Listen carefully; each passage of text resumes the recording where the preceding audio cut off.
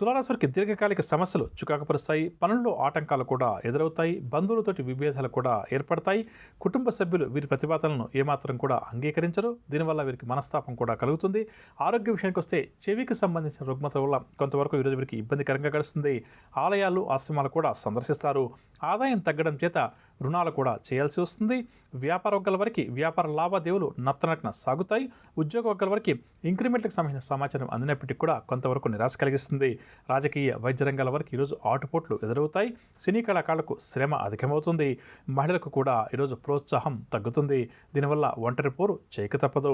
షేర్ల క్రయ విక్రయాలు మందగిస్తాయి. తులారాశి వారికి వడకాల సూచన రంగు తెలుపు రంగు మరియు గులాబీ రంగు. పరిహారాల విషయానికి వస్తే తులారాశి వారు ప్రతి ఒక్కరూ కూడా ఈరోజు శ్రీ మహావిష్ణువు వారిని యథాశక్తిగా పూజించడం, విష్ణు సహస్రనామ స్తోత్రాన్ని పారాయణం చేయడం చాలా మంచిది. తదుపరి వృశ్చిక రాశి. వృశ్చిక రాశి వారికి ప్రత్యర్థుల నుంచి ఒత్తిడులు పెరుగుతాయి. ఆర్థిక లావాదేవీలు కూడా ఈరోజు వీరికి మందగిస్తాయి. కుటుంబ సభ్యులతోటి విరోధాలు అధికంగా ఏర్పడతాయి. ప్రయాణాలు చేసేటప్పుడు కూడా ఈరోజు కొంత జాగ్రత్త వహించాలి. నరాలు నేత్ర సంబంధిత రుగ్మతల వల్ల కొంతవరకు ఈరోజు వీరికి ఇబ్బందికరంగా గడుస్తుంది. కాబట్టి వృశ్చిక రాశి వారు ఆరోగ్యం పట్ల శ్రద్ధ వహించడం చాలా మంచిది. ఆలయాలు ఆశ్రమాలు సందర్శిస్తారు. వ్యాపార వర్గాల వారికి వ్యాపార లావాదేవీలు నిరాశ కలిగిస్తాయి. ఉద్యోగ వర్గాల వారికి యాజమాన్యం తీసుకునే కొన్ని నిర్ణయాలు ఆందోళన కలిగిస్తాయి.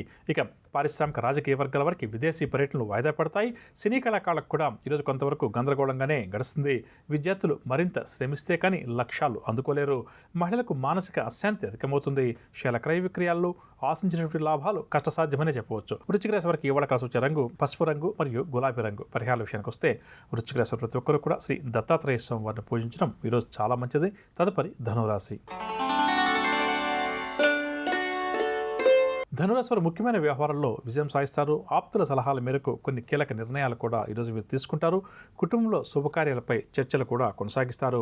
మనసులో ఆలోచనలు ఏవైతే ఉన్నాయో వాటిని అమలు చేస్తారు. ఆదాయం కూడా ఈరోజు వీరికి పెరుగుతుంది. ధార్మిక కార్యక్రమాల్లో కూడా చురుగ్గా పాల్గొంటారు. చిన్ననాటి మిత్రులను కూడా కలుసుకుంటారు. ఉద్యోగ వర్గాల వారికి ఉద్యోగాల్లో పదోన్నతి అవకాశాలు, వ్యాపార వర్గాల వారికి వ్యాపారంలో చక్కటి పురోగతి కూడా కనిపిస్తుంది. పారిశ్రామిక రాజకీయ వర్గాల వారికి ప్రభుత్వం నుంచి ఆహ్వానాలు అందుతాయి. ప్రభుత్వం నుంచి రావాల్సిన అనుమతులు ఏమైనా ఉంటే అవి కూడా చేతికంతాయి. సినీ కళాకారుల ప్రయత్నాలన్నీ కూడా సఫలమవుతాయి. విద్యార్థుల ప్రయత్నాలు చక్కగా అనుకూలిస్తాయి. మహిళలకు కుటుంబ సభ్యుల నుంచి సహాయ సహకారాలు అందుతాయి. షేర్ల క్రయ విక్రయాలు లాభిస్తాయి. ధనురాశి వారికి ఇవాళ కాసు వచ్చే రంగు ఆకుపచ్చ రంగు మరియు తెలుపు రంగు. పరిహారాల విషయానికి వస్తే ధనురాశి ప్రతి ఒక్కరు కూడా శ్రీ నరసింహస్వామి వారిని పూజించడం, స్వామివారి యొక్క స్తోత్రాలు పఠించడం చాలా మంచిది. తదుపరి మకర రాశి. మకర రాశి వారికి ఈరోజు ఆకస్మిక ప్రయాణాలు చేయాల్సి వస్తుంది. అనుకోని ఖర్చులు కూడా ఈరోజు వీరికి ఎదురవుతాయి. ఇంటా బయట కూడా ఒత్తిళ్లు అధికంగా ఉంటాయి. బంధువులతోటి స్నేహితులతోటి కూడా ఈ రాశి వారికి కలహాలు తప్పకపోవచ్చు. ఆర్థిక పరిస్థితి కూడా ఈరోజు వీరికి నిరాశజనకంగా ఉంటుంది. ఆరోగ్యం కూడా మందగిస్తుంది. వ్యాపార వర్గాల వారికి వ్యాపారంలో చిక్కులు సమస్యలు ఎదురవుతాయి. ఉద్యోగ వర్గాల వారు ఉద్యోగాల్లో మరింత శ్రమిస్తే కానీ ఆశించినటువంటి ఫలితాలు అందుకోలేరు. రాజకీయ వర్గాల వారికి విమర్శలు తప్పకపోవచ్చు. సినీ టీవీ కళాకారులకు కూడా ఈరోజు కాస్త నిరుత్సాహంగానే గడుస్తుంది. విద్యార్థులకు కూడా ఒత్తిడులు అధికమవుతాయి. మహిళలకు కుటుంబ సమస్యలు మరింత అధికమవుతాయి. షేర్ల క్రయ విక్రయాలు మందగిస్తాయి. మకర రాశి వారికి ఇవాళ కాసు వచ్చే రంగు ఎరుపు రంగు మరియు ఆకుపచ్చ రంగు. పరిహారాల విషయానికి వస్తే మనందరం కూడా మనం చేస్తున్న వృత్తి, ఉద్యోగం, వ్యాపారం ఏదేమైనప్పటికీ లేదా సంఘంలో మనందరికీ మరొక మాట చెప్పాలంటే మంచి పేరు రావాలి లేదా మంచి పేరు నిలబడాలని చెప్పి కోరుకుంటుంటామని చెప్పవచ్చు. అంటే కీర్తి ప్రతిష్టలు అంటాం మామూలుగా వీటి అందరికీ అర్థం అవ్వాలంటే.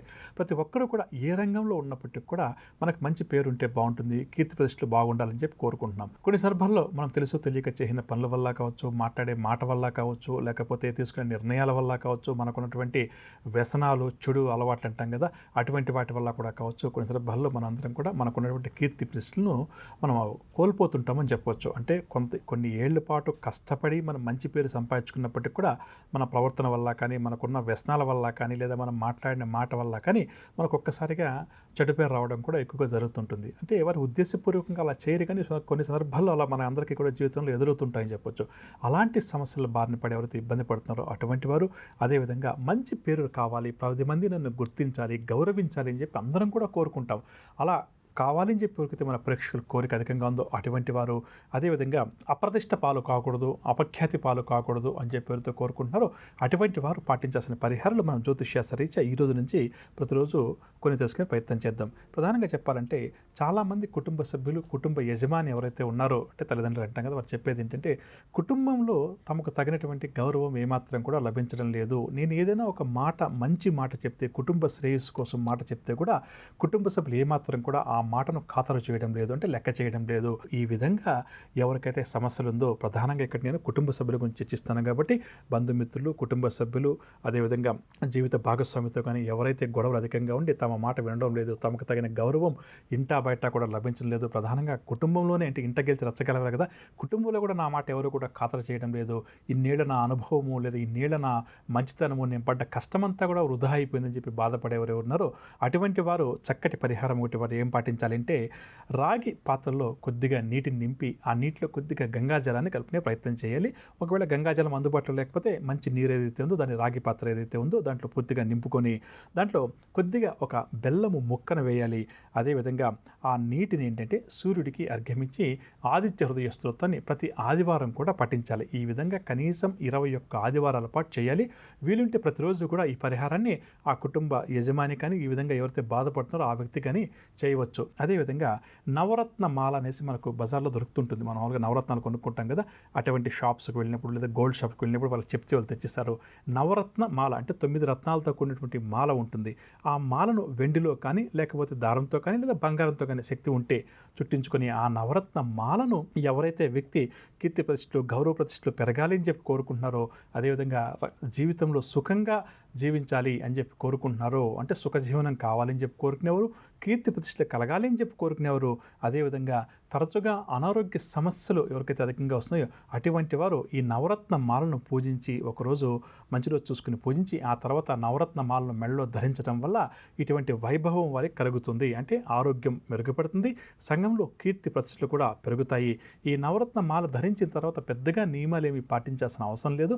ధరించే రోజు మాత్రం మంచి రోజు చూసుకుని భగవంతుడి దగ్గర పూజ చేయించి ధరించాలి. ఇక అదేవిధంగా అనుకోకుండా కొన్ని సందర్భాల్లో మనకి నేమ్ అండ్ ఫేమ్ ఏదైతే ఉందో అది పూర్తిగా కూడా వెళ్ళిపోతుందని చెప్పవచ్చు. అంటే అప్రతిష్ట పాలైపోతుంటామని చెప్పొచ్చు. మనం మాట్లాడే మాటో మన వ్యసనమో ఏదో ఒకటి కావచ్చు, ఇక్కడ కారణం ఏదన్నా కూడా కావచ్చు. అలా మనం ఎప్పుడైతే అప్రతిష్ట పాలవుతామో, మనకున్న కీర్తి ప్రతిష్టలు ఎప్పుడైతే పూర్తిగా కూడా సమసిపోతాయో అటువంటిప్పుడు ఏంటంటే తిరిగి అటువంటి కీర్తి ప్రతిష్ట రావాలని చెప్పి కోరుకునే వారు ఎవరైతే ఉన్నారో అటువంటి వారంటే 7 రకాల పిండిని సేకరించాలి.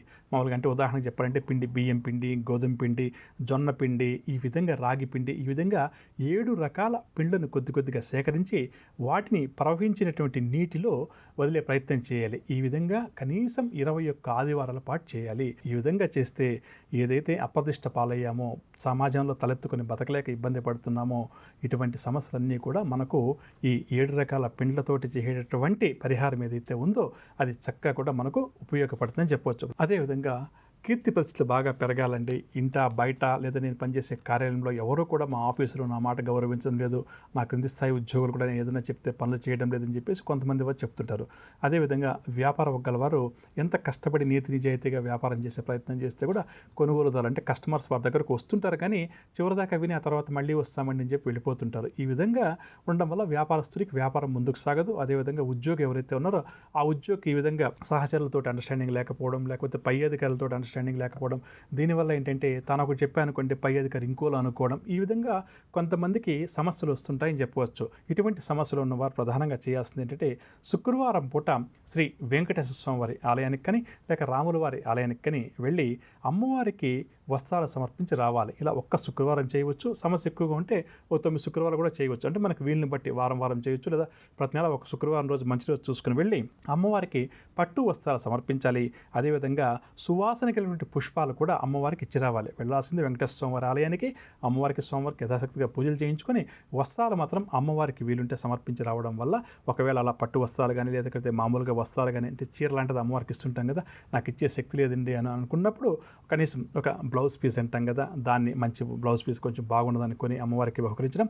అదేవిధంగా సుగంధ పుష్పాలు అమ్మవారికి చాలా ప్రీతికరమైంది, సుగంధ ద్రవ్యాలు కూడా అమ్మవారికి బాగా ప్రీతికరమైంది. కాబట్టి అటువంటి నవగ్రహ సంచారాన్ని అనుసరించి ద్వాదశ రాసుల వారికి గ్రహస్థితి ఏ విధంగా ఉంటుంది, ఎటువంటి విషయాల్లో వారు జాగ్రత్త వహించాలి, ఎటువంటి పరిహారాలు వారు పాటించాలి అన్న అంశాలు, అదేవిధంగా ఎవరైతే ముఖ్యమైన కార్యక్రమాలు ప్రారంభం చేయాలి లేదా కీలక నిర్ణయాలు తీసుకోవాలి అని చెప్పి అనుకుంటున్నారో వారు ఏ భగవంతుని పూజిస్తే వారి విజయావకాశాలు మెరుగుపడుతున్నాయి అన్న అంశం, అదేవిధంగా జ్యోతిషశాస్త్రరీత్యా మరియు వాస్తుశాస్త్రరీత్యా మన దగ్గర ఉన్నటువంటి డబ్బు కరిగిపోతుంది, మనకున్న పేరు ప్రఖ్యాతులు మసకబారిపోతున్నాయి, ఆరోగ్యం కూడా ఇబ్బందికరంగా తయారవుతుంది అని చెప్పి ఎవరైతే అనుకుంటున్నారో అటువంటి వారు ఇటువంటి పరిహారాలు పాటిస్తే, ఎటువంటి జాగ్రత్తలు పాటిస్తే వారికి తిరిగి పేరు ప్రఖ్యాతులు లభిస్తాయి, ఆర్థికంగా ఎదుగుదల ఉంటుంది, ఆరోగ్యం కూడా మెరుగుపడుతుంది అన్న అంశాలు.